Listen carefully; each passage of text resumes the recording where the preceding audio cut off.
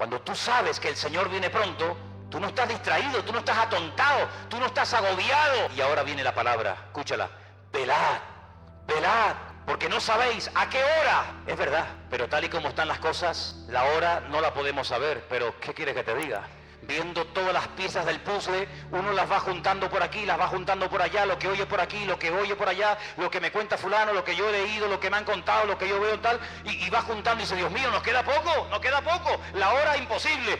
Pero el Señor está cerca. ¿Cuántos lo saben? El mundo que vamos a vivir dentro de muy poco tiempo va a ser un mundo lleno de cambios en todos los sentidos, pues sobre todo en el sentido en el mundo espiritual, pero en lo económico, en lo político, en lo familiar, en todo. Y por eso les anunciaba el jueves que yo quería hoy hablar de algo que se ha estado comentando en estos días y que cada vez vamos a oír hablar más, y es del famoso nuevo orden mundial. ¿Cuál es la actitud del creyente? ¿Cuál es la actitud de un hijo de Dios ante todo esto? ¿Cómo podremos reconocer este tema del famoso nuevo orden mundial y todas estas cosas, ¿no? Vamos a leer unos cuantos textos de la Biblia, porque yo quiero que la Biblia sea la que habla tu vida, que la palabra sea la que habla tu corazón y te convenza y te muestre la palabra, el camino correcto, que te ilumine la palabra, y después tú tendrás que tomar tus propias decisiones. Quiero llevarles a dos porciones del Nuevo Testamento. Una de ellas se encuentra en el capítulo 13 del libro del Apocalipsis. Después volveremos a la segunda porción, que precisamente es la parte de la que nos leía nuestro hermano Maico esta tarde. En Apocalipsis capítulo 13, sabéis que el libro del Apocalipsis es un libro que a mucha gente le da como miedo. Algunas personas dicen: no lo leo porque no lo entiendo. Pero sin embargo, el libro del Apocalipsis no se escribió para confundir a nadie, sino todo lo contrario. Se escribió para aclarar dudas, se escribió para que la gente no tuviera miedo, sino que tuviera paz y tuviera tranquilidad. Es cierto que tenemos en nuestras manos un libro que tiene un lenguaje simbólico, un lenguaje donde a veces pues no entendemos a priori lo que nos quiere decir la palabra, porque, ya te digo, está escrito entre comillas en clave. Algunos dicen que para que, si este libro, esta información llegara a la mano de los inconversos, no lo entendieran, pero los creyentes tenemos la base, tenemos el fundamento bien puesto y podemos entender las cosas que dice el Apocalipsis. Y hay muchas cosas que habla este libro, pero en el capítulo 13 habla de lo que llama la Biblia las dos bestias. La palabra bestia es Jehová. Jehová es una expresión que se utiliza para hablar de un animal que mete miedo, un animal que trae terror, pero al mismo tiempo un animal casi rayando lo mitológico, un animal que es una mezcla de realidad y de ficción. Y esa es la palabra que emplea la Biblia cuando habla de estos dos personajes. Capítulo 13, verso 1 dice así la palabra: me paré sobre la arena del mar y vi subir del mar una bestia que tenía, dice aquí, 7 cabezas y 10 cuernos. No hay ningún animal que hoy en día exista que sea así. Es algo totalmente metafórico, ¿no? En sus cuernos tenía 10 diademas y sobre sus cabezas un nombre blasfemo. La bestia que vi era semejante a un leopardo, pero sus pies eran como de oso y su boca como boca de león. Fíjate qué mezcla, ¿no? Y el dragón le dio poder, su trono y grande autoridad. 3 cosas, no te las olvides: poder, su trono y grande autoridad. Versículo 3. Vi a una de las cabezas como herida de muerte, pero su herida mortal fue sanada, y se maravilló toda la tierra en pos de la bestia. Adoraron al dragón, que le había dado autoridad a la bestia, y adoraron a la bestia, diciendo: ¿quién como la bestia, y quién podrá luchar contra ella? También se le dio boca que hablaba grandes cosas y blasfemias, y se le dio autoridad para actuar 42 meses. Es lo mismo que decir 3 años y medio. O 1260 días, como también se dice en otro texto. Abrió su boca en blasfemia contra Dios, para blasfemar de su nombre y de su tabernáculo y de los que moran en el cielo. Se le permitió hacer guerra contra los santos y vencerlos. También se le dio autoridad sobre toda tribu, pueblo, lengua y nación. Y le adoraron todos los moradores de la tierra, cuyos nombres no están escritos en el libro de la vida del Cordero, que fue inmolado desde el principio del mundo. Si alguno tiene oído para oír, que oiga. Después en el versículo 11 habla de otra bestia. Si os dais cuenta, dice: después vi otra. No es la misma, es otra bestia. Pero si os dais cuenta, dice que esta bestia subía de la tierra. Sin embargo, en el capítulo 13, verso 1, dice que la primera bestia subía del mar. ¿Lo veis ahí? Vi subir del mar. El versículo 11 dice otra bestia que vi subir de la tierra. Son dos entidades completamente diferentes la una de la otra. A lo largo de la historia, la humanidad ha conocido muchos sistemas de gobierno. Ha conocido durante un tiempo, parte de la humanidad durante un tiempo conoció un sistema que ya prácticamente no existe, pero que se llamaba la teocracia.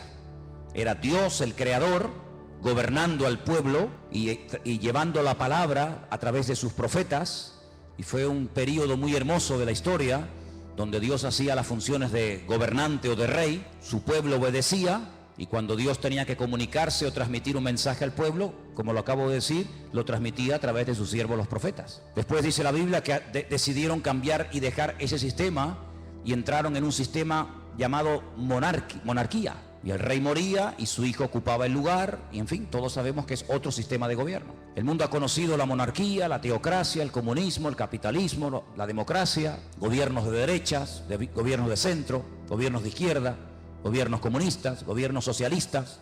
En fin, hay cantidad de formas de llevar a este mundo, pues, por distintos caminos. Pero la Biblia nos habla de un nuevo orden, de un nuevo gobierno, que en cierto sentido tendrá un poco de todo lo que les acabo de comentar. Tendrá un poco de monarquía, un poco de comunismo, un poco de democracia, un poco de capitalismo. Será como una especie de mezcla, pero también es un sistema completamente nuevo. El hombre nunca ha visto ese sistema de gobierno que en los últimos tiempos se levantará, y se levantará del antiguo territorio que ocupó el Imperio Romano. Yo no sé cómo estáis de geografía y de historia, pero el antiguo Imperio Romano conquistó prácticamente todo el continente europeo, de punta a punta, todo el Magreb, todo lo que son las naciones del norte de África y parte de Oriente Medio, incluido Siria, Egipto, Palestina y otros países más. De ese antiguo territorio romano, un territorio enorme, la Biblia nos enseña que en los últimos tiempos se formará un nuevo orden mundial, se levantará un gobernante que no sabemos su nombre, pero sí tenemos muchísima información acerca de este personaje, que no es un personaje de la mitología, ni es una especie de engendro entre algo espiritual y algo físico, sino que será un hombre de carne y de hueso, con padre, con madre, con genealogía, con lugar de nacimiento, con pasaporte, etcétera, etcétera. Digo esto porque a veces Hollywood y algunas películas muestran al famoso anticristo como una especie de relación entre Satanás y una mujer, y nace ahí una cosa que no sabe si es un demonio o es un niño. Olvídense de eso. El anticristo, y dicho sea de paso, el único en la Biblia que llama a este personaje el anticristo es el apóstol Juan. Esa palabra no aparece en ninguna parte de la Biblia, sino solamente cuando Juan habla de este personaje. Anticristo, alguien que se opone a Cristo, alguien que ocupa el lugar de Cristo, porque el anticristo no será un ateo. Satanás no es tonto. Satanás sabe perfectamente que lo espiritual siempre al hombre le tira por un camino o por otro. Luego el anticristo no será un ateo, sino será una persona que caerá en lo más bajo que puede caer un ser humano, y es en la egolatría. Es pretender recibir adoración como si fuera un dios. Esto no es nada nuevo. Ya en Egipto, en Roma y en otros imperios se ha visto como el hombre ha querido ser adorado. Y al faraón se le llamaba el hijo del dios Ra, el hijo del sol. Y en Roma sabemos que miles de personas fueron matados y fueron asesinados y fueron quemados porque querían recibir adoración y querían incluso que se les presentara sacrificios y flores y reconocimiento. Así que el anticristo será una persona que al principio, digamos que entre comillas, respetará todos los cultos, todas las creencias, todas las religiones, todo vale, no pasa nada, pero vamos a ver cómo después la Biblia nos dice que pega un cambio, y vamos a ver cómo a lo espiritual le va a dar una importancia tremenda, porque el anticristo, que en el Antiguo Testamento se le llama God, G-O-G. Cuando usted lee, por ejemplo, los libros del profeta Ezequiel, usted se va a dar cuenta de que al que llamamos nosotros el anticristo, en el Antiguo Testamento se le llama God. Fijaros qué cosa tan interesante. Satanás, que es un perfecto imitador de las cosas que Dios hace o que va a hacer, llama a este personaje en el Antiguo Testamento God, y es un nombre que la primera y la última letra de su nombre es la misma, es la G, la Gimel en hebreo, y suma 3, 6, 3, un múltiplo de 666, da 66 en total, imitando a la profecía que Dios le dio al rey David.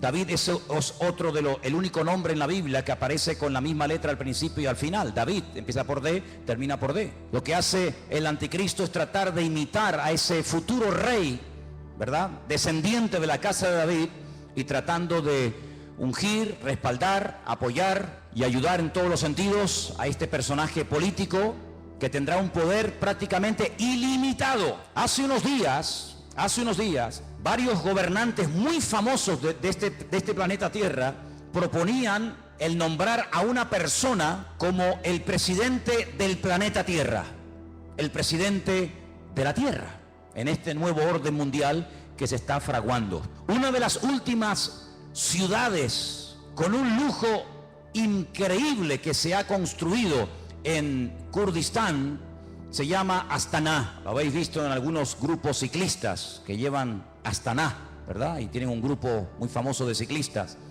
Astana fue fundada por los Illuminati y por las logias masónicas. Todos los edificios y todos los símbolos de la ciudad de Astana en el Kurdistán, todos tienen que ver con símbolos masónicos y de los Illuminati.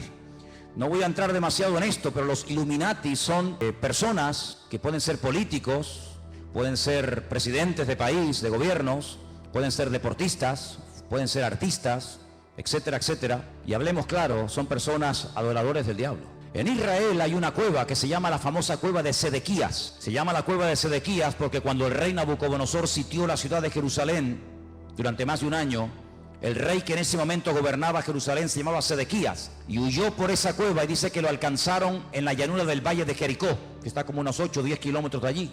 Y allí lo encontraron, le sacaron los ojos y se lo llevaron cautivo a Babilonia, a Irak. Y en esa cueva de Sedequías, de vez en cuando los famosos masones y Illuminatis se reúnen para hacer rituales. Quiero decirles que el presidente mundial de los Illuminati y de los masones es un judío llamado Rockefeller. Y en esa cueva se reúnen los de más alta graduación, los de nivel 33. Y allí hacen todo tipo de ritos y de ceremonias. Y ellos dicen que es allí, en uno de los lugares del mundo, de la tierra, donde Satanás hoy por hoy tiene su trono. No se olviden que Satanás no es un ser omnipresente que puede estar en todas partes al mismo tiempo. Satanás no puede estar en Madrid, en Estados Unidos, en Jerusalén, en Latinoamérica. Satanás es un ser que solamente puede estar en un sitio al mismo tiempo. Se mueve en el mundo espiritual, pero no tiene omnipresencia como es un atributo divino. Y es en ese lugar donde dicen los Illuminati y los masones que en forma de macho cabrío se presenta cuando hacen esas ceremonias en la cueva de Sedequías, y allí es donde reciben órdenes e instrucciones para las cosas que tienen que hacer. A algunos les puede sonar todo esto como a ciencia ficción, como a miedo, como a película, pero quiero decirles que el mundo espiritual, aunque no lo podemos ver con nuestros ojos de carne, es tan real como el mundo natural que constantemente estamos viendo. Date cuenta que, por ejemplo, ahora aquí dentro hay millones de voces en alemán, en arameo, en hebreo, en inglés, en chino, en japonés. Aquí dentro hay frecuencias, hay ondas, pero que no podemos ni verlas ni oírlas porque no tenemos un aparato de radio. Pero si tuviéramos un aparato de radio con una buena antena, seríamos capaces de escuchar programas que ahora mismo se están emitiendo desde Marruecos, desde Estados Unidos, desde cualquier parte de la tierra, simplemente que no tenemos un aparato que nos permite captar la señal de lo que aquí hay. Es como en la televisión. Y el mundo espiritual es invisible, pero es real. Los demonios existen, Dios existe, los ángeles existen. Todo el mundo espiritual es tan real como el mundo en el cual nos movemos tú y yo cada día. ¿Cuántos dicen amén? Satanás, dice la Biblia, que tiene un título, es el príncipe de la potestad del aire. Él se mueve con una velocidad abismal en la atmósfera. Y en ese lugar es donde Satanás hoy por hoy tiene su trono. Recuerden que en el libro del Apocalipsis, cuando el Señor le habla a una de las 7 iglesias, a una, no a las 7, a una le dice: aguanten, tengan paciencia, van a ser probados, van a tener dificultades, pero resistan, yo estoy con ustedes, porque yo sé dónde ustedes viven, donde Satanás tiene su trono. ¿Dónde tiene su trono Satanás hoy en día? Pues allí, en la ciudad de Jerusalén, es donde Satanás se mueve, porque sabe que la ciudad de Jerusalén es la ciudad más importante del mundo. Es la ciudad donde el Señor Jesucristo pasó la última semana de su vida. Es la ciudad donde Él instituyó lo que conocemos como la Santa Cena, el pan y el vino. Es el lugar donde murió. Es el lugar donde resucitó. Es el lugar donde ascendió. Es el lugar donde en el día de Pentecostés descendió el Espíritu Santo en forma como de lenguas de fuego que se asentaron sobre más de 100 y pico personas que estaban allí. Es el lugar donde Zacarías capítulo 14 dice que Él volverá por segunda vez y pondrá sus pies sobre el monte de los olivos y el monte se partirá y desde allí gobernará a las naciones. Es el lugar donde dice la Biblia que todo ojo le verá y toda rodilla se doblará. Es el lugar donde vendrán los famosos 2 testigos del Apocalipsis. Es el lugar donde Dios tendrá su sede de gobierno. Es una ciudad mencionada en más de 3.500 ocasiones en la Biblia, en el Antiguo Testamento. Es una ciudad importantísima. Es un lugar donde se está orando permanentemente, de noche y de día, por esa ciudad, pero es un lugar también donde Satanás tiene puestos sus ojos, porque sabe lo que allí va a pasar y lo que allí ya está pasando. Así que el anticristo, no el falso profeta, sino el anticristo, el cuerno pequeño, como lo llama Daniel, el hombre de pecado, el hijo de desobediencia, el inicuo, esta persona cruel y despiadada, tendrá durante 3 años y medio un poder impresionante como no nos podemos ni imaginar. Esta es la última oportunidad que Satanás tiene para destruir a las naciones, para engañar al ser humano. Esta es la última oportunidad, la última bala en la recámara que le queda al diablo por hurtar, matar y destruir, dice la palabra de Dios. Así que se viene un sistema de gobierno que nunca en la vida el ser humano ha visto. Pero como hemos leído, este hombre, este falso Cristo, este falso Mesías, el anticristo, dice la Biblia que hará alianza, escuchen bien, hará pacto y tendrá el respaldo económico y espiritual de un ente espiritual, por así decirlo, de un grupo religioso que la Biblia lo denomina la Gran Ramera o la Gran Babilonia. ¿Y quién es esta Gran Ramera? ¿Quién es la Gran Babilonia? Bueno, voy a leerles algunas cosas y ustedes lleguen a sus propias conclusiones. La Biblia dice en el libro del Apocalipsis, seguimos en Apocalipsis capítulo 17, que esta Gran Ramera, Babilonia, la madre de las rameras, que ha contaminado a toda la tierra, versículo 1 dice: vi a uno de los 7 ángeles que tenía las 7 copas y habló conmigo y me dijo: ven acá y te mostraré la sentencia contra la gran ramera, la que está sentada sobre muchas aguas. La palabra aguas en el libro del Apocalipsis no se refiere a agua, sino que la interpretación de aguas la tienen ustedes. Hacemos un pequeño salto en el 17:15. Vean la interpretación. Las aguas que has visto donde la ramera se sienta, ¿qué es? Son pueblos, muchedumbres, naciones y lenguas. Esa es la interpretación de la palabra aguas. Entonces vino a mí uno de los 7 ángeles que tenía las 7 copas y habló conmigo y me dijo: ven acá y te mostraré la sentencia contra la gran ramera, la que se ha sentado sobre pueblos, muchedumbres, naciones y lenguas. ¿Veis cómo lo podéis entender mejor? Versículo 2: con la cual han fornicado los reyes de la tierra y los moradores de la tierra se han embriagado con el vino de su fornicación. Me llevó el Señor en el espíritu al desierto. La palabra desierto en hebreo es Bamidbar, es el lugar donde Dios habla. En la soledad, en la quietud, en la calma, donde Dios saca a su pueblo para hablarle y revelarle cosas profundas de su corazón. Y dice que allí vio una mujer sentada sobre una bestia escarlata, llena de nombres de blasfemia, que tenía 7 cabezas y 10 cuernos. ¿Cómo estaba vestida esa mujer? Esa institución religiosa, ¿cómo se vestía? Dice que se vestía de púrpura. Interesante, ¿no? Y de escarlata. Estaba adornada de oro, de piedras preciosas, de perlas, y tenía en su mano un cáliz de oro lleno de abominaciones y de la inmundicia de su fornicación. Así se vestían sus ministros, de púrpura y de escarlata, y tenía joyas y piedras preciosas en abundancia. Ahora, analicemos hoy en día en el espectro espiritual de nuestro planeta Tierra, vayamos una por una a ver quiénes pueden ser. Por ejemplo, ¿cómo visten los budistas? Si viéramos en este momento a un budista, seguramente lo veríamos con la cabeza rapada. Veo muchos budistas en esta tarde aquí. Iría seguramente, si tiene algo de pelo, con una especie de trenza. Iría con una túnica de color naranja. Ese es el color de los ministros budistas. No usan piedras preciosas, ni mucho menos. El mundo entero, las naciones de la tierra no han fornicado con el budismo. De hecho, en muchas naciones el budismo ni ha llegado, ni sabe la gente lo que es. Para muchos, Buda simplemente es una estatua de un señor con una panza muy gorda y nada más que eso. ¿Cómo visten, por ejemplo, los musulmanes? No visten de púrpura ni de escarlata. No han gobernado sobre todas las naciones de la tierra. Sobre muchas sí, pero no sobre todas las naciones de la tierra. No tienen su sede, como después vamos a ver, en una ciudad más adelante. ¿Cómo visten los testigos de Jehová? Los mormones. ¿Qué institución? Y no hace falta que lo digan. Se viste de púrpura y de escarlata y tiene piedras preciosas y riqueza en abundancia. ¿Cuál es el hombre que tiene más poder de convocatoria que simplemente con hacer así te junta 1 millón de personas en décimas de segundo? Un hombre que es capaz de ir a África, a América, a Japón, a la China, a Cuba, a cualquier país de la tierra. Es el hombre que tiene más poder de convocatoria que nadie, más que Obama, más que cualquier deportista, Hay un hombre que simplemente con hacer así, junta como nada, 1 millón de personas, y los reyes de la tierra le tienen que besar la mano. Incluso el rey de España ha ido y se le ha inclinado. ¿Qué te parece, amigo? Y por si los datos te parecen cortos, en el versículo 18 dice: la mujer que has visto es la gran ciudad que reina, no que reinará, dice que reina sobre los reyes de la tierra. Allí donde la gran ramera tiene su sede. ¿Y cuál era la ciudad que en el momento de escribir el libro del Apocalipsis reinaba sobre toda la tierra? Si seguimos leyendo un poco más adelante, capítulo 17, versículo 8 dice: la bestia que has visto era y no es, y está para subir del abismo e ir a perdición, y los moradores de la tierra, aquellos nombres que no están escritos no están escritos de la fundación del mundo en el libro de la vida, se asombraron viendo a la bestia que era y que no es. Es increíble, amados hermanos, ver cómo el anticristo se hará de la fuerza política, económica y espiritual de esta institución religiosa que la Biblia nos enseña que harán uña y carne en los últimos tiempos. Ahora bien, este anticristo no podrá hacer lo que le da la gana, sino que tiene un periodo muy corto de tiempo para llevar a cabo, digamos, su plan maléfico, que número 1 consiste en destruir al Estado de Israel. Hay una obsesión, siempre había una obsesión contra el judío. El judío es el chivo expiatorio de la historia.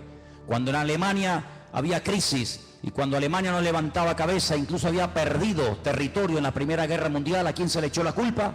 A los judíos.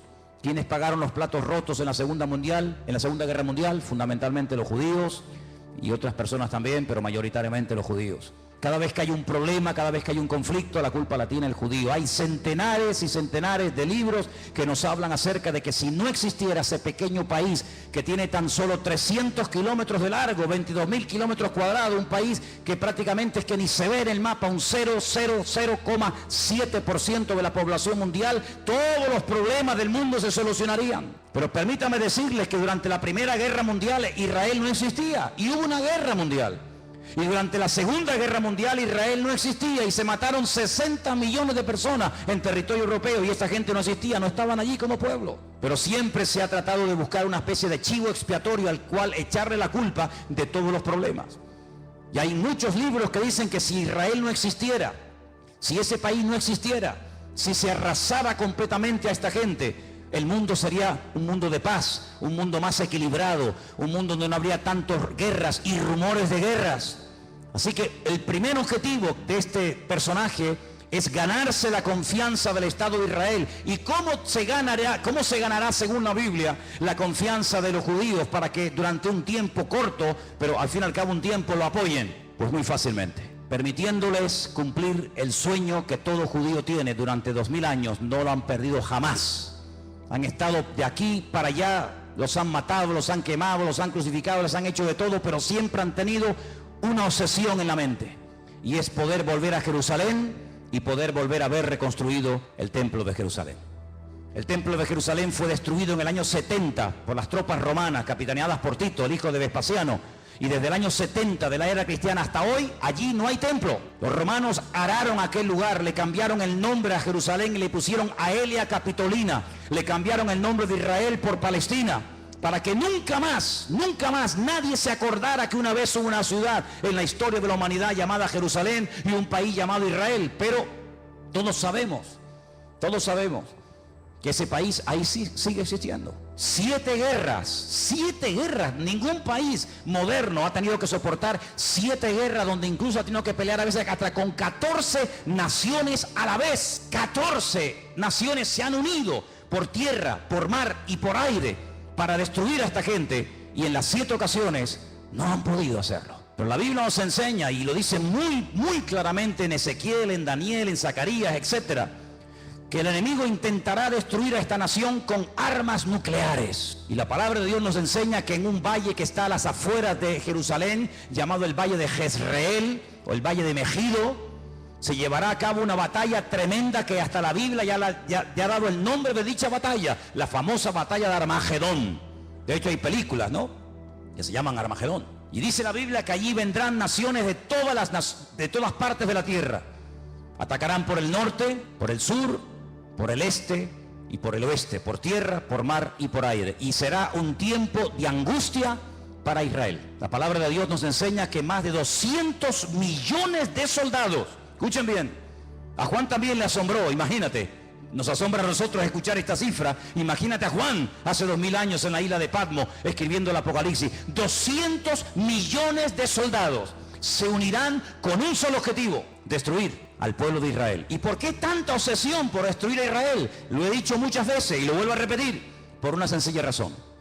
Porque el Dios creador, el único Dios que existe, el Dios de Abraham, el Dios de Isaac y el Dios de Jacob, ha prometido bajo juramento, con su mano levantada, que Israel nunca será destruida, que Dios peleará por ese pueblo. A pesar de sus defectos, a pesar de su desobediencia, a pesar de su rebeldía, Dios defenderá a muerte a ese pueblo.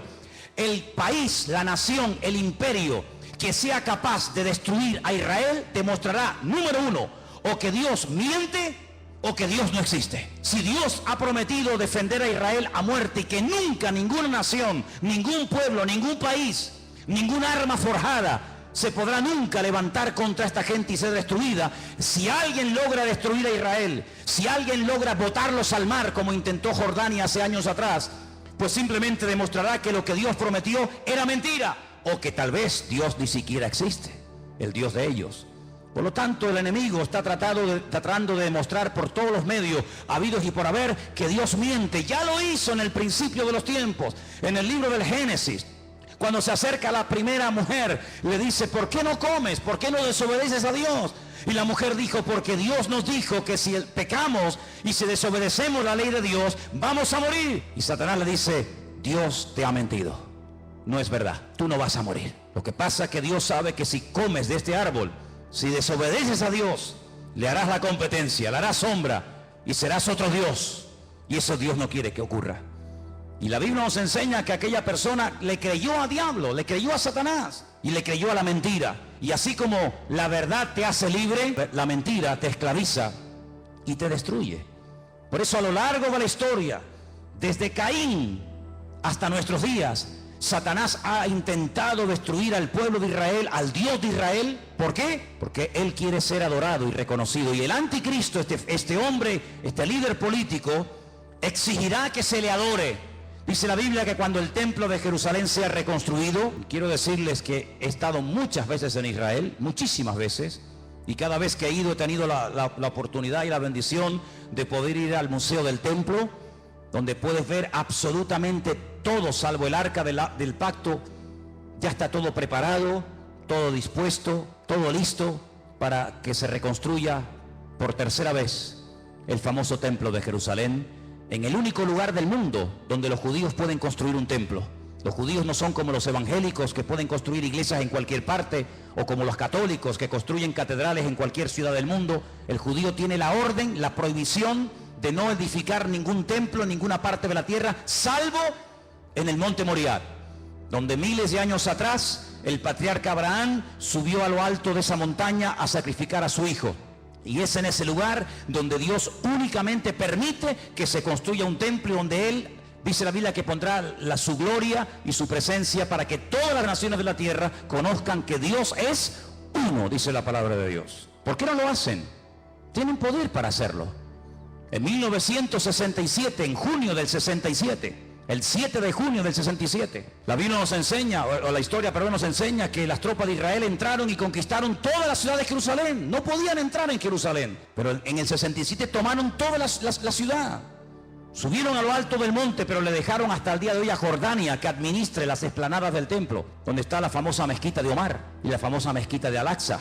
Pero es allí donde algún día, dice la palabra de Dios, que el templo será reconstruido. Y a los 3 años de ser edificado ese templo, nos dice en Tesalonicenses, justo a los 3 años, este personaje entra al lugar santísimo, lo profana y entonces exige que todo el mundo le adore y le reconozca como el único Dios. Quiero leerles en 2 de Tesalonicenses capítulo 2, versículo 1, escuchen bien la lectura. Dice el apóstol Pablo: con respecto a la venida de nuestro Señor Jesucristo, de eso está hablando, y nuestra reunión con Él, os rogamos, hermanos, que no os dejéis mover fácilmente de vuestro modo de pensar, ni os conturbéis, ni por espíritu, ni por palabra, ni por carta, como si fuera nuestra, en el sentido de que el día del Señor está cerca. Nadie os engañe en ninguna manera, porque no vendrá sin que antes venga la apostasía, el desmadre, el descontrol total y absoluto. En ese ambiente de desmadre, de descontrol, de guerras y rumores de guerra, de crisis y más crisis, en ese ambiente se levantará el anticristo, porque viene ofreciendo paz, viene ofreciendo seguridad y viene ofreciendo estabilidad a un mundo que entrará en caos y entrará en picado y no habrá forma de solucionar el problema. Vendrá la apostasía. Dice la Biblia que en los últimos tiempos muchos que se llaman creyentes o cristianos o seguidores de Dios o de Cristo apostatarán de la fe, llegarán a escuchar hasta espíritus engañadores, espíritus malignos, llegarán a creer en cuanta cosa rara y extraña aparezca por el escenario y se producirá un enfriamiento a nivel mundial por parte de muchos que se llaman creyentes. Dice, y el amor de muchos, a consecuencia de que se ha multiplicado la maldad, se enfriará. Y si aquellos días no fueren acortados, nadie se podría salvar. Dice, más por causa de los escogidos, y por ahí están los listos de turno, que siempre dicen, no, pero los escogidos son los judíos, no somos nosotros. Eso es mentira. Están engañados. Si están enseñados, están engañados. La palabra escogido es ecleto. La palabra ecleto aparece en Primera de Pedro, cuando Pedro le escribe a gentiles, no a judíos, a gentiles, y les dice, vosotros que antes no erais pueblo, si eran judíos, eran pueblo. No, pero es que vosotros no erais pueblo, porque el único pueblo que Dios tuvo en el pasado fue Israel. Vosotros que no erais pueblo, ahora sois pueblo de Dios. Real sacerdocio, nación santa, pueblo escogido por Dios, para que anunciéis las virtudes de aquel que os llamó de las tinieblas a su luz admirable. Es decir, la palabra que toma Pedro, que es ecleto, es exactamente la misma que aparece en Lucas 21 y en Mateo 24 cuando habla de escogidos. Dios tiene solo un pueblo, Dios no tiene dos pueblos, Dios tiene un solo pueblo. Y en ese pueblo forman parte todos aquellos hombres y mujeres que han aceptado a Cristo como su Señor y Salvador personal. Punto. ¿Cuántos dicen amén? Y dice que si no fueren acortados aquellos días, pero por causa de los escogidos tiene que acortarlo, nadie se podría salvar. Entonces dice que cuando venga la apostasía, muchos, no todos, muchos se apartarán. Y estamos viendo gente que antaño predicaba el evangelio, ya ni lo predican, ni sirven al Señor, ni se congregan. Y no se asusten ni se sorprendan. Pedro dice, hermano, no os sorprendáis. Como si alguna cosa extraña estuviera ocurriendo. Ya os hemos predicado, ya os hemos profetizado, ya les hemos escrito. Dice, y después de mi partida, yo procuraré que ustedes tengan memoria de esto, para que no se olviden, que muchos apostatarán de la fe, que muchos se apartarán, que muchos se olvidarán de Dios, incluso hasta lo van a renegar y lo van a rechazar. Dice que cuando venga, antes de que venga el Señor, tiene que venir la apostasía y se manifieste el hombre de pecado, el hijo de perdición. ¿Y qué hace este hombre? Versículo 4, se opone, se levanta contra todo lo que se llama Dios o es objeto de culto. No permite que haya todo tipo de religiones y todo tipo de creencias, sino que va a ser una persona que va a controlar el tema espiritual o religioso. Dice, y es de tal manera este personaje cruel, que dice que se sienta en el templo de Dios como Dios, haciéndose pasar por Dios. Y el único templo que Dios ha tenido y tendrá es el templo de Jerusalén. Por lo tanto, la Biblia nos habla clarísimamente acerca de que el templo de Jerusalén va a ser reconstruido otra vez. Sí, hermanos, otra vez va a ser reconstruido. Aunque nos parezca extraño, nos parezca imposible. También era imposible que hace 60 años esta gente tuviera un país llamado Israel, y es posible. Ahora vosotros sabéis lo que lo detiene, a este anticristo, a este personaje siniestro, macabro. Dice, vosotros sabéis lo que lo detiene, a fin de que a su debido tiempo se manifieste. Ya está en acción el misterio de la iniquidad, solo que hay quien al presente lo detiene hasta que él, no ella, él a su vez se ha quitado de en medio.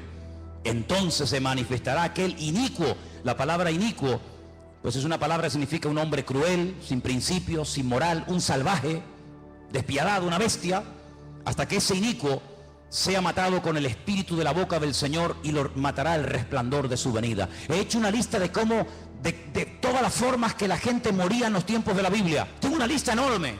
Hay gente que murió comida por perros, gente que murió comida por gusanos, gente que murió crucificada, gente que murió apedreada, gente que murió quemada, gente que murió a palos, gente que murió clavados con un asta, empalados.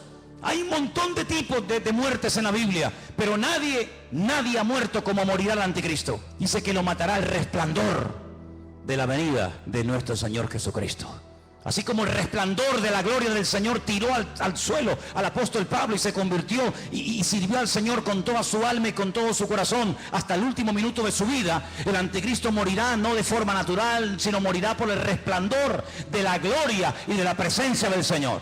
Y dice la Biblia hasta dónde va a ser enterrado. Por ejemplo, si quieren saberlo, en Ezequiel 39, del 11 al 14, lean en casa este texto, repito, Ezequiel 39, del 11 al 14, y dice que allí, en Israel, en un valle, Dios le tiene preparada sepultura al anticristo para que todos los que pasen por aquel lugar sepan que hasta aquí, amigo, hasta aquí te permitió el Señor llegar y aquí tienes sepultura para que todo el mundo que pase sepan que hasta aquí llegó tu fuerza y llegó tu capacidad. ¿Qué te parece? Así que este personaje es un personaje político que tendrá el apoyo de esta institución llamada, según la Biblia, la Gran Ramera o la Gran Babilonia, y durante 3 años y medio atormentará a las naciones. Durante 3 años y medio tratará de llevar a las naciones al auténtico desastre y al auténtico caos. Y hay muchos datos acerca de este personaje en la Biblia. Les voy a leer algunos. Se van a quedar sorprendidos lo que la Biblia nos dice acerca de este hombre. Por ejemplo, en capítulo 7 de Daniel, miren lo que dice acerca de este personaje. Daniel 7. Los 10 cuernos significan que aquel reino se levantarán 10 reyes. Después se levantará otro, el cual dice será diferente, totalmente diferente. Hablará palabras contra el Altísimo. Fíjate, está obsesionado con Dios. Hablará palabras contra el Altísimo, contra los santos del Altísimo y los quebrantará. Pensará, fíjate qué cosa, pensará en cambiar los tiempos y la ley, hacer un calendario nuevo, leyes nuevas. Qué curioso que la semana pasada, a punto de que se firme este nuevo tratado de libre comercio, donde desaparecerán los aranceles y los impuestos que hay que pagar en la aduana y podrán viajar las mercancías desde China a Estados Unidos, de Estados Unidos a Europa, de Europa a Oriente Medio, etcétera. Alguien dijo que ante estos cambios globales, mundiales, que están a punto de suceder en poco tiempo, donde se ha vuelto a reunir el famoso Club Bilderberg y muchos políticos han ido a Roma a hablar con el Papa, y donde el G7 se ha reunido otra vez como casi clandestinamente, porque están a punto de producirse y de firmarse acuerdos que van a cambiar el mundo en cuestión de días. Qué interesante que todo esto está ocurriendo aquí en nuestras narices, pero es interesante notar que en esa reunión alguien se levantó y dijo, y esto ha salido publicado en la prensa, que lo que hace falta es establecer un nuevo sistema también de justicia. Es decir, la justicia, las leyes, los abogados, los magistrados que tenemos en este momento no sirven, no pueden llegar a tener el control de la justicia que hace falta para estos cambios que se vienen. Hace falta otro tipo de jueces, otro tipo de abogados, otro tipo de fiscales. Qué curioso, cambiar las leyes. Una de las instituciones que el anticristo quiere cambiar es la justicia, y quiere hacerlo lo más injusta posible. Parece una paradoja, ¿no? La justicia que sea injusta, la ley del embudo, donde el que tiene cada vez tendrá más y donde el que no tiene cada vez tendrá menos. Querrá cambiar la justicia, la política, el orden social. Dice la Biblia que una de las cosas que harán los que tienen poder para dictar leyes es presentar leyes terribles como si fueran buenísimas, y leyes que han sido buenísimas, que han preservado a las naciones de la destrucción, leyes con un principio moral, leyes con un principio de perdón, de misericordia, desaparecerán, y a lo malo lo presentarán como bueno y a lo bueno como malo. El jefe de todos los masones de Europa, Jacques Chirac, expresidente de la República de Francia, padre de la Constitución Europea, incluso ha llegado a proponer que en un ambiente de libertad, de igualdad, el ser humano puede llegar a casarse con un animal y hacer una ceremonia oficial, donde si te enamoras de tu vaca o de tu perro te puedes casar con él, o si tu perro se enamora de ti no sé si le dirás sí o no. Y eso es lo que él ha llegado a proponer, que todos los seres humanos sean equiparados al nivel de las bestias, y donde un animal puede casarse con un hombre con un animal, y cosas terribles. En la Biblia nos habla como de engendros, donde se mezcla la biotecnología, donde se mezcla lo físico, lo espiritual, y verás cosas que te he puesto que es un robot, un ser humano. Hay personas que ya están siendo operadas y se córtame las piernas y los brazos. Quiero otro tipo de piernas y de brazos, y ya están haciendo engendros y manipulaciones genéticas sin precedente en la historia de la humanidad. Qué curioso que la Biblia, desde el libro de principio de la Torá, prohibía todo tipo de mezclas y todo tipo de injertos y todo tipo de cambios, ¿verdad? Sin embargo, el hombre intentará cambiar los tiempos intentará cambiar las leyes. Serán entregados en sus manos por tiempos y la mitad de un tiempo. Es lo mismo, 3 años y medio, 42 meses. Pero se levantará el juez con mayúscula, le quitará el dominio, será destruido y arruinado, y el reino y el dominio y la majestad y los reinos bajo el cielo serán entregados al pueblo de los santos, cuyo reino es reino eterno, y todos los dominios le servirán y le obedecerán al Rey de Reyes y al Señor de los Señores. ¿Cuántos dicen amén? Capítulo 8 nos da más datos sobre este hombre. Dice: y en cuanto al cuerno que fue quebrado, se levantaron otros 4 en su lugar. Significa que 4 reinos se levantarán de esa nación, aunque no con la fuerza de él. Estos 10 cuernos, constantemente en esta tarde habéis oído 10 cuernos, 10 cuernos.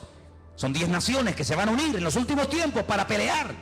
Qué curioso que por primera vez en la historia ha habido una coalición de 10 naciones árabes que en este momento están atacando Yemen, en este momento están atacando Siria y otras naciones del Medio Oriente. 10 naciones, qué curioso. Una coalición de 10 cuernos. Bueno, la Biblia le dijo a Abraham que 10 príncipes saldrían de sus lomos a través de Isaac, ¿verdad? Y dice en el capítulo 8, verso 23... al fin del reinado de estos, cuando los transgresores lleguen al colmo, se levantará un rey altivo de rostro y entendido en enigmas, imitando a Salomón, que dice que venían de todas las naciones de la tierra para hacerle preguntas difíciles, y a todo lo que le preguntaban él respondía. El anticristo tendrá una sabiduría impresionante, diabólica, pero la tendrá. No te olvides que el Señor, cuando creó a este ser tremendo, que no era en ese momento Satanás, sino un querubín, dice que lo dotó de una sabiduría espectacular, de una hermosura sin precedentes. Satanás es capaz de hablar en todos los idiomas de la tierra, de entender todas las cosas que jamás en la vida le podrán caber en el cerebro a ningún ser humano. Y todo eso se lo dará, dice la Biblia, poder, autoridad, respaldo, apoyo a este personaje. Verso 24, y su poder se fortalecerá, pero no con su fuerza propia. Causará grande ruina y prosperará. Qué curioso, por una parte causa ruina y por otra parte prospera. Qué tremendo que los que causan ruina a los demás siempre son prosperados ellos. Es interesante, ¿no? Causan ruinas, destruyen pueblos, saquean ciudades, hacen destrozo, pero estos que le arruinan la vida a millones de seres humanos, luego son los tipos más ricos del mundo. Y uno dice, ¿cómo es posible que este hombre que ha sido elegido por el pueblo, o se puso él teóricamente para ayudar al pueblo, no solamente nos complique la vida y nos arruine y nos mate, y encima el tipo este tenga fortunas en Suiza, sabe Dios dónde? Así será el anticristo. Hará arbitrariamente, es decir, hará lo que le da la gana. Destruirá a los fuertes y atacará al pueblo de los santos. Israel va a ser atacado, Israel lo sabe. En este momento solamente Irán, escuchen bien esto, solamente Irán. El otro día hubo una reunión a más alto nivel. La República iraní le dijo a Israel: si me atacas, Israel quiere atacar las centrales nucleares, porque Irán acaba de firmar un acuerdo donde permite que los observadores internacionales entren en instalaciones civiles, pero no en las militares. Insiste continuamente de que todo el arsenal que Rusia le está proporcionando de uranio es simplemente para hacerle la vida a los iraníes más fáciles, pero todo el mundo sabe, porque lo han dicho, no es nada que se oculte, porque lo han dicho, que el objetivo de ellos es literalmente hacer un festival nuclear en la ciudad de Jerusalén, arrasar a Israel y borrarlos de la faz de la tierra. Israel se está pensando muy seriamente hace mucho tiempo atacar las bases militares nucleares. Irán le dijo: si me atacas, tengo en este momento 80.000 misiles apuntando hacia la ciudad de Jerusalén. ¿Qué te parece, amigo? Solamente Irán, sin contar otras naciones que le rodean. 120 millones de enemigos contra 7 millones. Es una desproporción muy grande, ¿verdad? 120 millones contra 7 millones. Con su sagacidad hará prosperar el engaño. Todo lo que estamos viendo de corrupción, de engaño, de ladrones y sinvergüenzas que han saqueado y robado lo que les ha dado la gana, que entran por una puerta y salen por la otra. Todo esto es simplemente un pequeño botón de muestra, como preparándonos psicológica y mentalmente para lo que viene. Dice que este hombre, con sagacidad, con trampas, con triquiñuelas, con mentiras, hará prosperar el engaño, se engrandecerá en su corazón y sin previo aviso atacará y destruirá a muchos. Estoy leyendo la Biblia, no estoy leyendo nada raro, estoy leyendo la Biblia. Se levantará contra el príncipe de los príncipes, pero será quebrantado, aunque no por mano humana. Fijaros cómo el enemigo ha ido adaptando la estrategia según los tiempos. Caín, el primer asesino, se levanta y mata a su hermano Abel, pero no mató ni a su padre, ni a su madre, ni al otro hermano. Dejó a más gente viva que los que realmente mató, ¿sí o no? Qué curioso, ¿eh? Caín mató a uno, pero dejó vivo a más gente. Cuando pasa el tiempo, dice la Biblia que otra persona que también tiene el mismo espíritu de Caín, pero elevado a la máxima potencia, va más allá y dice, en vez de matar a uno, matemos a todos, pero solamente a los varones. Y deja a todas las mujeres vivas. Sabemos también que Moisés se salvó y etcétera. Pero fíjate, Caín mató a uno, pero dejó vivos a otros. Pero Faraón quería matar a todos los varones y la muerte iba en aumento. Pero cuando no lo consiguió, el mismo espíritu de Caín que habitó en Faraón salpicó y se apoderó de aquel rey perverso de Amán, allí en los tiempos de la reina Esther, y dijo, no solamente a los hombres, sino a los hombres, a las mujeres, a los niños, y arrasemos con todo. Es decir, que no ha ido a menos, sino que la maldad siempre ha ido a más. Siempre ha ido a más. Por lo tanto, todo lo que hemos visto a lo largo de la historia son simplemente pequeñas pinceladas de lo que le espera a esta tierra. Si saltamos al capítulo 11 de Daniel, sigue dando datos muy interesantes. Dice aquí, hará este rey según su voluntad, se ensoberbecerá, se engrandecerá sobre todo Dios, y contra el Dios de los dioses hablará. Y dice aquí, y prosperará. Es increíble, ¿eh? Y prosperará. Por eso dice la Biblia, no tengas envidia del hombre malo que prospera en su camino. Porque a veces los malos también son prosperados, pero no por Dios. Y dice aquí, hasta que sea consumada la ira y lo que está determinado se cumpla. Ahora fíjate qué dato tan interesante. Yo sé, y algunos seguramente me lo harán notar, que en el texto original no existen palabras con mayúscula y palabras con minúscula. No existe ni en griego ni en hebreo palabras con mayúscula y con minúscula, que en nuestro idioma es muy importante, porque no es lo mismo la palabra Dios con minúscula que la palabra Dios con mayúscula. No es lo mismo la palabra Señor con minúscula que la palabra Señor para referirnos a Dios en mayúscula. En la Biblia hay un término específico para cada palabra, por lo tanto no hace falta recurrir a esto de mayúsculas y minúsculas. Pero en nuestra Biblia dice en mayúscula, del Dios de sus padres. Luego sus padres eran creyentes. Los padres del anticristo eran creyentes del verdadero Dios, porque dice, del Dios, repito, con mayúscula de sus padres, no hará caso. Fue criado en una educación, digamos, religiosa, correcta, con el Dios verdadero, lo mamó en la casa con sus padres, pero dice, no hará caso de ese Dios, de esa enseñanza, y dice algo interesante que puede tener varias interpretaciones. Ni del amor de las mujeres hará caso. ¿Quiere decir que será un homosexual? ¿Que no se casará? Interprételo usted como quiera.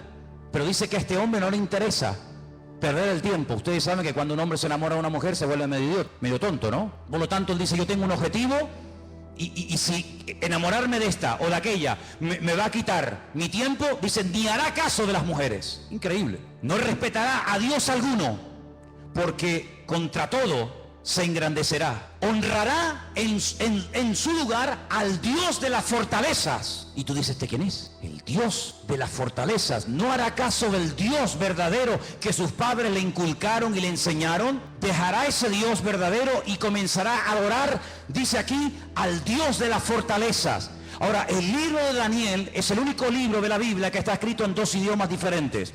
Todos los libros del Antiguo Testamento están escritos en hebreo y los del Nuevo Testamento en griego, pero Daniel no.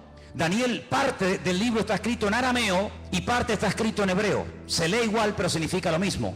Cuando usted lee del Dios de las fortalezas lo honrará, dice textualmente Alá Maozín, y menciona la palabra Alá. ¿Saben que las siguientes Biblias que se van a vender reciente, dentro de muy poco tiempo, que ya están en circulación en las iglesias evangélicas, dirá, por ejemplo, en el principio creó Alá los cielos y la tierra? ¿Sabían que la palabra Elohim o Dios desaparecerá de muchas Biblias en los próximos años y aparecerá la palabra Alá? ¿Sabían eso? Pues vete espabilando. De Alá, del Dios de la guerra, como dice el texto, a ese Dios adorará. Dice, Dios que sus padres no conocieron.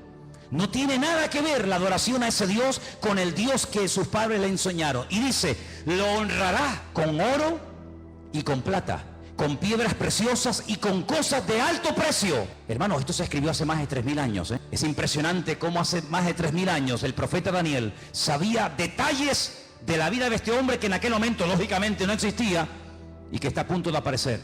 Y dice, con un Dios ajeno Se hará de las fortalezas más inexpugnables y colmará de honores a los que le reconozcan y con precio repartirá la tierra.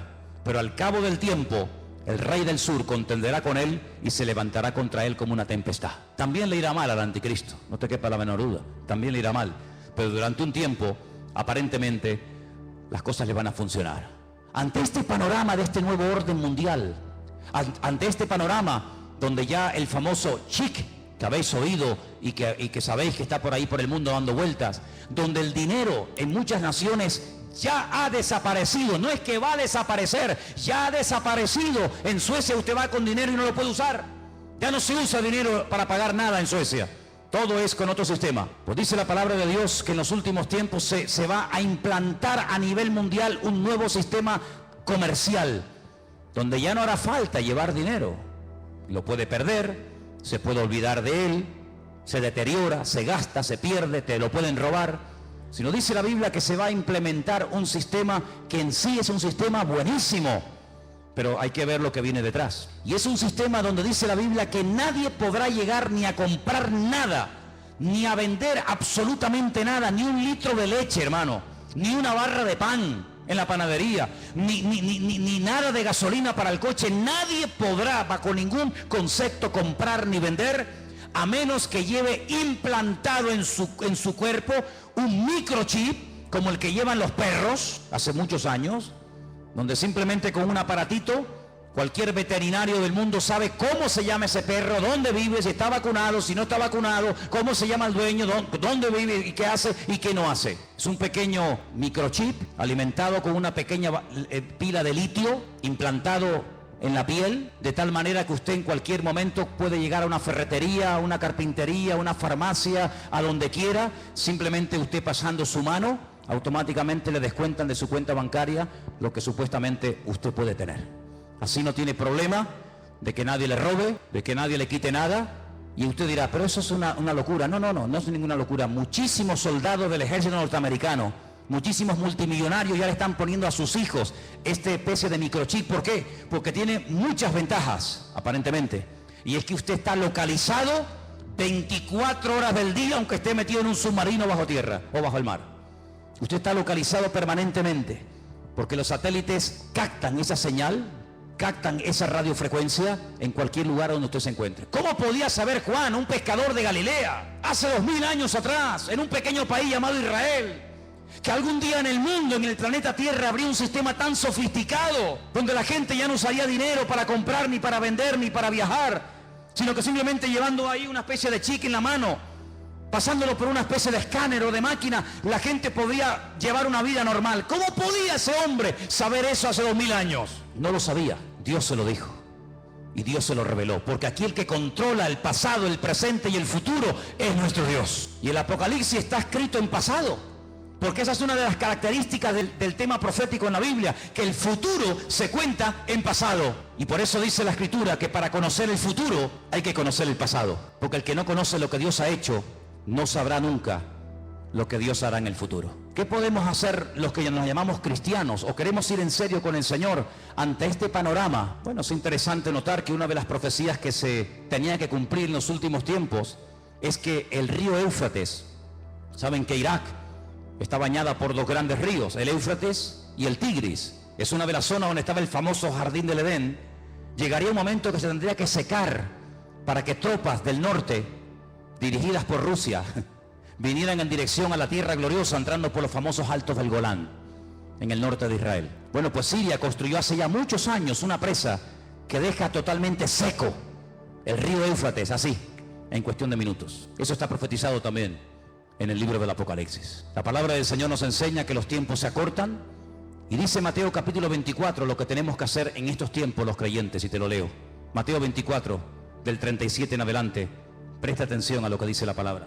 Dice así: como en los días de Noé, así será la venida del Hijo del Hombre. Como en los días de Noé. ¿Cómo eran los días de Noé? ¿Cómo era su generación, sus vecinos, sus amigos? ¿Cómo vivía la gente en aquellos tiempos?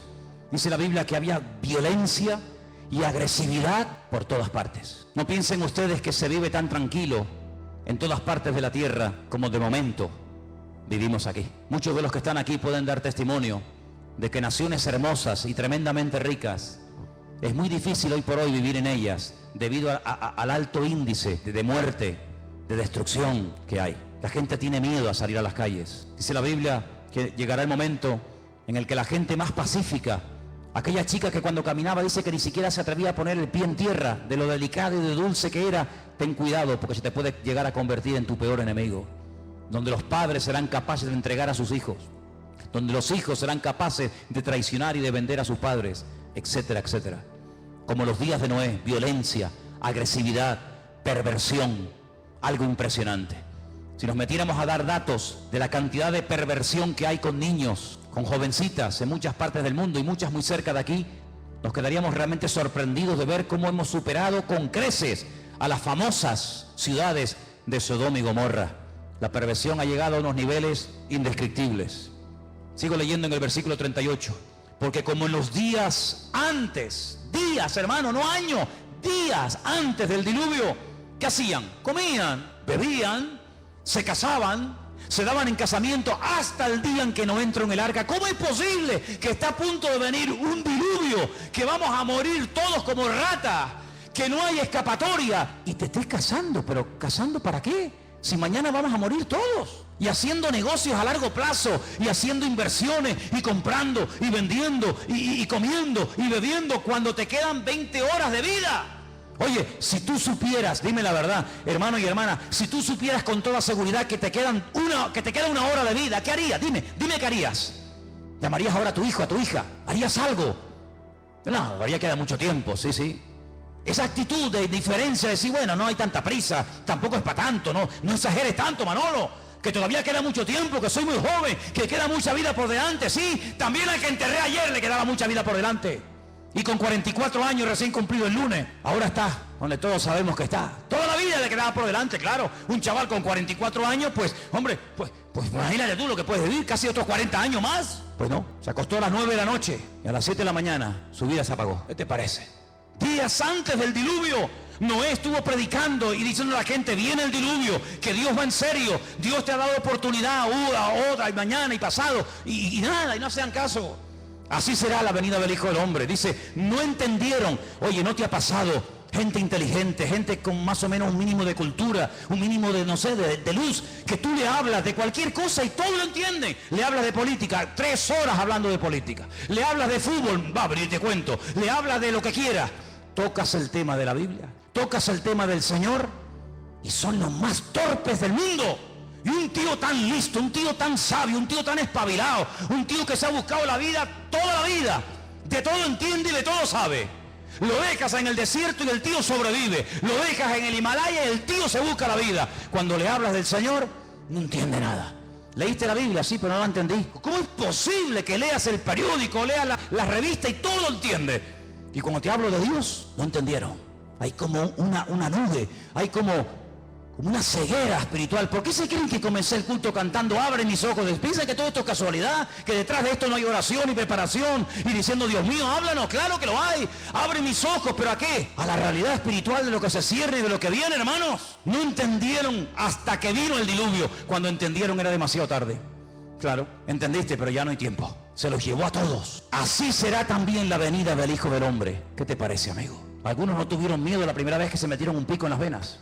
No tuvieron miedo ninguno. Algunos no tienen miedo a tirarse en parapente, en paracaídas, al vacío, nadar entre tiburones, subir al Himalaya y hacer locura. Y venga a beber, y otra. No tienen miedo, pero cuando llega la hora de poner ese valor al servicio de Dios, son unos cobardes. Y la Biblia los llama así, La gente que no tiene valor para creerle a Dios los llama cobardes. Valientes para lo malo, cobardes para lo bueno. ¿No entendieron? Dice, pero por eso estarán 2 en el campo. Uno se va y otro se queda. 2 mujeres estarán moliendo en un molino. La una será tomada y la otra será dejada. Y ahora viene la palabra, escúchala. Velad, velad, porque no sabéis a qué hora. Es verdad, pero tal y como están las cosas, la hora no la podemos saber. Pero ¿qué quieres que te diga? Viendo todas las piezas del puzzle, uno las va juntando por aquí, las va juntando por allá, lo que oye por aquí, lo que oye por allá, lo que me cuenta fulano, lo que yo he leído, lo que me han contado, lo que yo veo tal, y va juntando y dice, Dios mío, nos queda poco, la hora imposible, pero el Señor está cerca. ¿Cuánto lo saben? Sabed esto, que si el padre de familia supiera a qué hora el ladrón va a venir, velaría y no dejaría minar su casa. Lógico. Si yo sé que esta noche a las 3 de la mañana me va a venir alguien a robar la casa, yo no duermo. Yo no duermo. Yo no lo voy a recibir con una Biblia, ¿eh? Yo me hago de un palo o de un hacha, lo que haga falta. Que venga a las 3 de la mañana.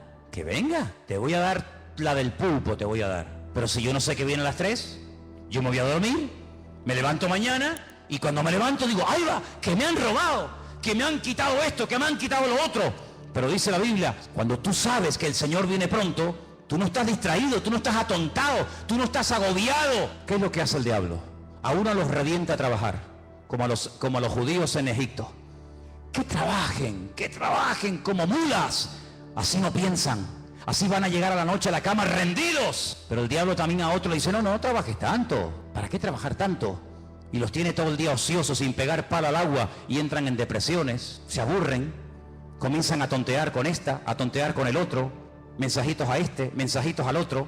Entonces los dos extremos, o te revienta a trabajar para que no tengas tiempo ni para orar, ni para leer la Biblia, ni para congregar. No, estoy muy cansado, no puedo, no, es que no tengo tiempo. O te lleva al otro extremo y dice, no pegues un palo al agua, no seas tonto. Y estás todo el día buscando un juguetito en lo que entretenerte. ¿Qué te parece? El diablo no es tonto, ¿eh? El diablo no es tonto. Sabed esto, que si el Padre supiese a qué hora habría de venir, velaría y no dejaría minar su casa. Por lo tanto, tenéis que estar preparados, porque el Hijo del Hombre vendrá a la hora que no penséis. ¿Cuántos dicen amén? Os voy a dar una cita para que la leáis tranquilamente en casa. Se titula El Anticristo. Está en 1 de Juan 2, del 18 al 24. El Anticristo. Una de las características de este hombre, ¿cuál será? Ahí está, 1 de Juan 2, del 18 al 24. Algunos dirán, bueno, pero cuando, hermano, las cosas se pongan feas, difíciles, cuando empiece a ocurrir todo esto, los creyentes no vamos a estar, ¿no? Entonces, ¿para qué se escribió la Biblia? Si no vamos a estar, ¿para qué se escribió? Tanta tinta, tanto libro, tanta literatura, tanta advertencia, tanta profecía, tanto mensaje. Si al final no vamos a estar, está perdiendo el tiempo. Es que se escribió tanto para que el pueblo de Dios no fuera sorprendido. Alguien dijo hace 150 años, escucha bien esto.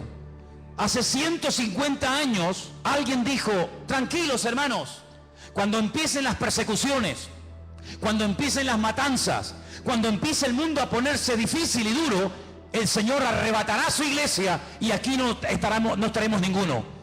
Esto lo dijeron hace 150 años. Es decir, durante 2000 años los creyentes se han estado preparando para servir al Señor a las duras y a las maduras, con persecución o con aplausos.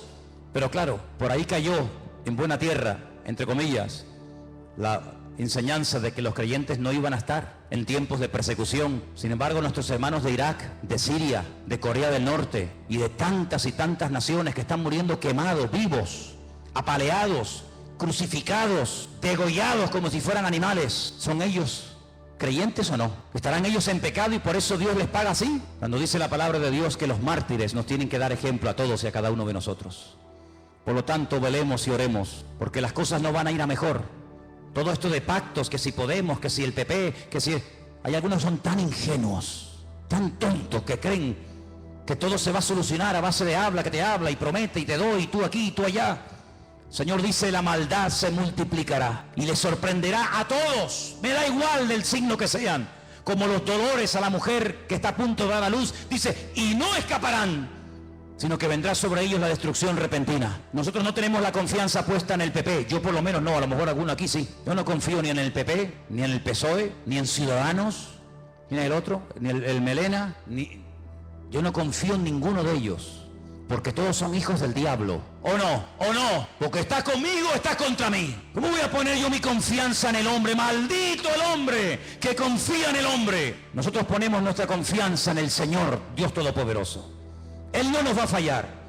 Estemos en el diluvio, estemos en la tormenta, estemos en la cárcel o estemos fuera, yo estaré contigo todos los días hasta el fin del mundo y nadie te podrá hacer frente en todos los días de tu vida. Eso es lo que nos dice el Señor y a eso tenemos que agarrarnos ahora más que nunca. Por eso llevo años diciendo cada semana, oh hermanos oremos, hermanos busquemos al Señor, métanse en la palabra.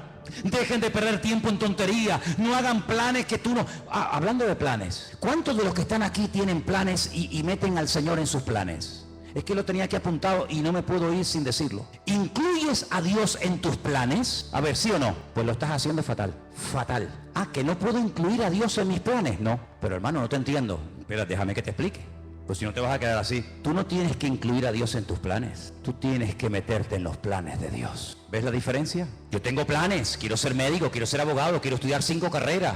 Quiero casarme con un chico alto, guapo, rubio, maravilloso, que habla inglés, arameo, francés, chino, japonés, tenga un coche, un yate, un avión. Claro, esos son tus planes. Y Señor, me tienes que ayudar. Me tienes que ayudar. Ah, amigo, Tú tienes tus planes, tus proyectos, y ahora me caso, y ahora me divorcio, y ahora compro, y ahora vendo, y ahora voy a la playa, y ahora voy al monte. Tú tienes tus planes y metes a Dios en tus planes. Te equivocas rotundamente, no has entendido nada. Y tú dices, pero ¿cómo se predica en esta iglesia así? Amigo, aquí estamos para esto. Si quieres más la papita dulce, vete allá a la esquina que está la guardería Heidi. Aquí yo te digo que la única manera de ir de gloria en gloria y de victoria en victoria no es metiendo a Dios en mi agenda, sino metiéndome yo en su agenda y en sus planes y en sus proyectos. Y entonces Dios te va a bendecir y Dios te va a ayudar. No metas a Dios en tu vida, métete tú en el Señor y entonces el Señor te va a ayudar. Y se abre la puerta, se cierra la puerta, poder decir gloria a Dios, porque Dios está conmigo y nadie me podrá frenar en los días de mi vida. Aleluya. ¿Cómo que tus planes? ¿Qué dices, amigo? ¿Cómo que tus planes? Ya no vivo yo. Ya no vivo yo, es Él el que vive en mí. Por eso es muy difícil ser cristiano. Porque ¿a quién no tiene planes? ¿A quién no le gusta? Hombre, a mí me han dicho, ¿cuántas veces me han dicho? Ay, yo sé que el Señor tiene que venir, pero que no venga ahora mismo porque yo me quiero casar. Ah, bueno, pues nada. Entonces, dile al Señor, Señor, no vengas de momento porque me he comprado el vestido, me he comprado los zapatos. Y claro, si vienes, ¿cómo me los pongo? Esa es como me dijo a mí una chica. Cuando inauguramos esta iglesia hace 14 años atrás, tuvimos cultos sábado y domingo. Y el sábado le dije, mira, cantas tú y tú, y el domingo cantan otras hermanas Y me dice, no, hermano, yo canto el sábado y el domingo. Digo, no, tú cantas el sábado y otro el domingo. Que no, digo, hombre, ¿cómo no? Vamos a ver. Y digo, pero ¿tú por qué tanto empeño en cantar también el domingo? Y me dice, porque me he comprado 2 vestidos. Me he comprado uno para el sábado y otro para el domingo. Y si no canto el domingo no me van a ver el vestido nuevo.